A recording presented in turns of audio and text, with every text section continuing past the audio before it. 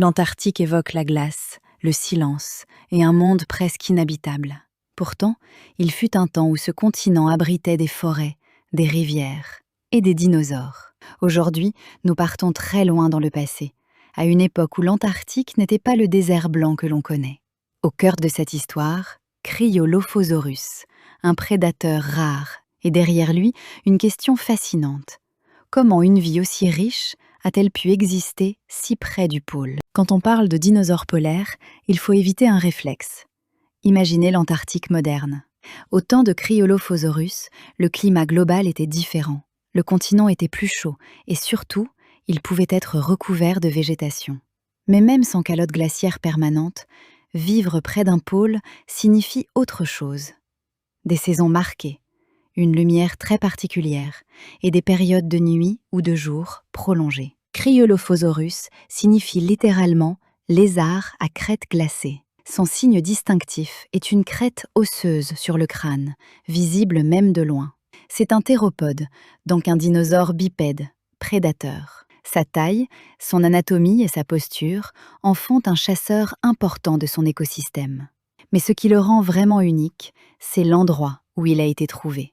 Un grand prédateur, en Antarctique, au début du Jurassique. La crête de Cryolophosaurus intrigue. Dans le monde animal, ce type d'ornement sert souvent à communiquer. Reconnaissance, intimidation, séduction, hiérarchie. Elle peut aussi aider à signaler l'âge ou l'état de santé. Rien n'est certain à 100%, mais il est probable que la crête ait eu un rôle social, plus qu'un rôle utilitaire dans la chasse. Être un prédateur en milieu polaire implique des contraintes.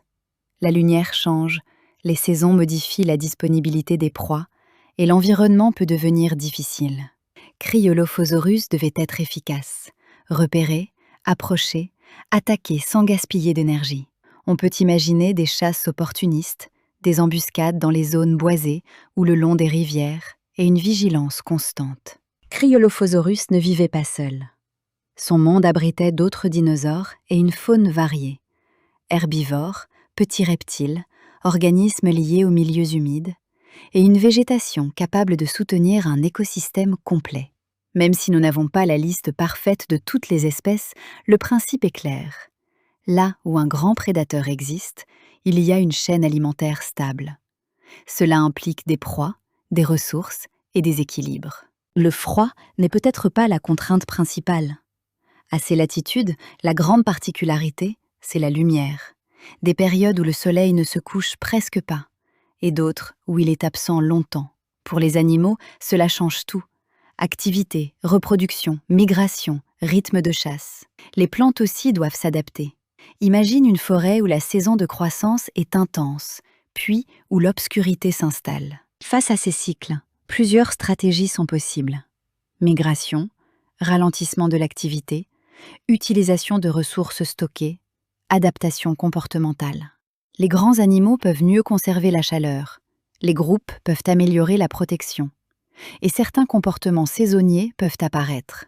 Pour Cryolophosaurus, on imagine un prédateur qui suit les zones les plus riches, qui change de territoire selon les saisons, quand les conditions sont favorables. Découvrir des dinosaures en Antarctique est un défi en soi.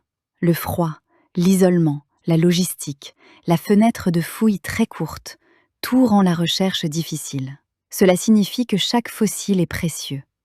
Et cela explique aussi pourquoi notre vision est encore partielle. On assemble des indices, on compare, on reconstruit. Mais même avec peu de fossiles, une conclusion s'impose. La vie préhistorique a conquis les hautes latitudes.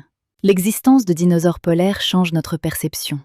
Elle montre que ces animaux n'étaient pas confinés à des tropiques éternels. Ils pouvaient vivre sous des conditions saisonnières, avec des contraintes de lumière et de température. Cela suggère des adaptations, des comportements et une résilience remarquable. Le récit « dinosaure égale chaleur et jungle » devient incomplet.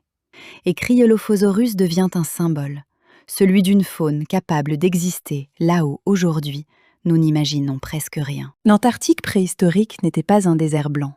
C'était un monde de forêts, de rivières, de saisons extrêmes, et de prédateurs comme Cryolophosaurus. Un rappel spectaculaire que la Terre change et que la vie s'adapte. Dis-moi ton choix en commentaire et abonne-toi pour la suite des documentaires.